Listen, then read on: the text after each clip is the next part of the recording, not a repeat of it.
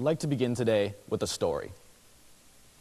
Now, I want everyone in the audience to suppose that you're a trolley car driver, and you're heading down a straight track at 50 miles an hour.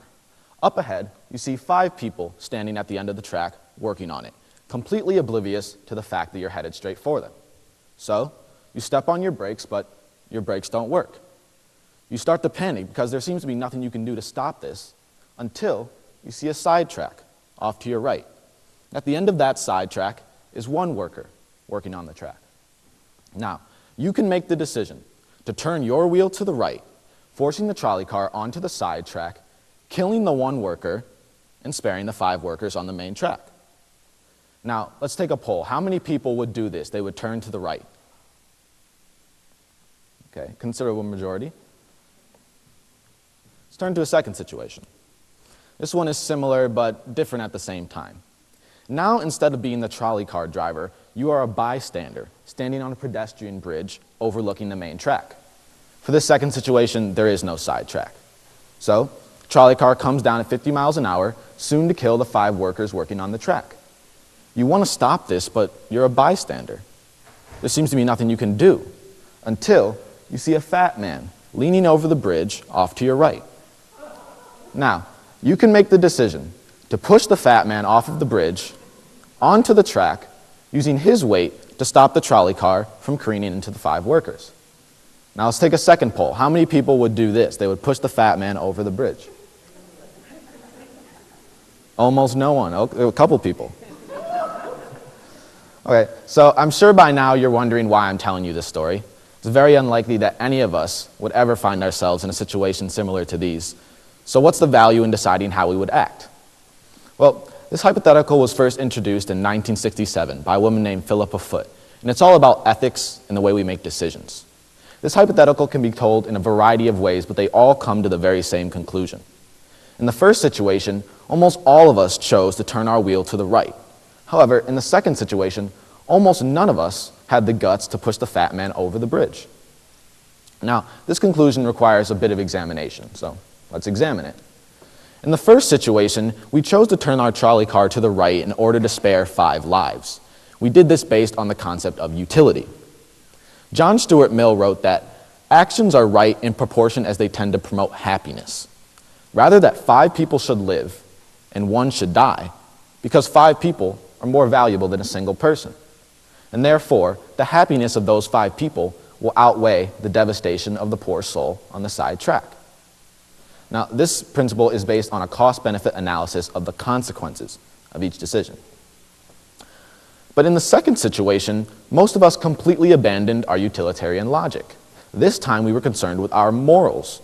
We felt that it was morally wrong to push the fat man over the bridge, even if doing so would result in a promotion of happiness.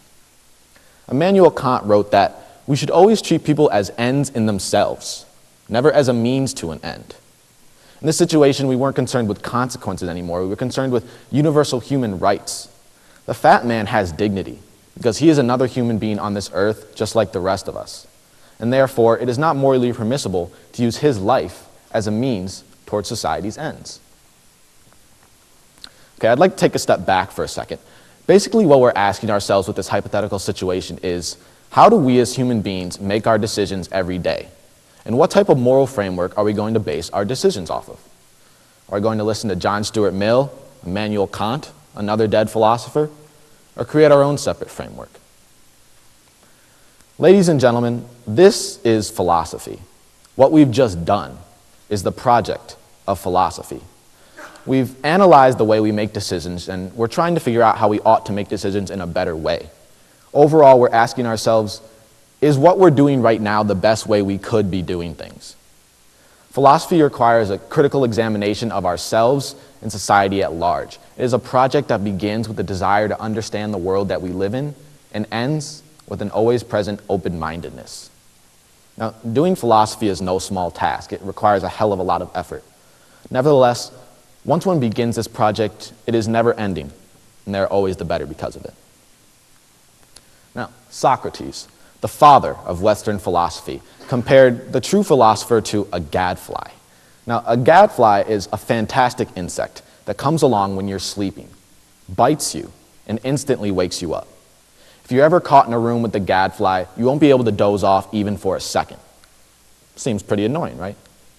That's why this insect is the perfect metaphor for the modern philosopher.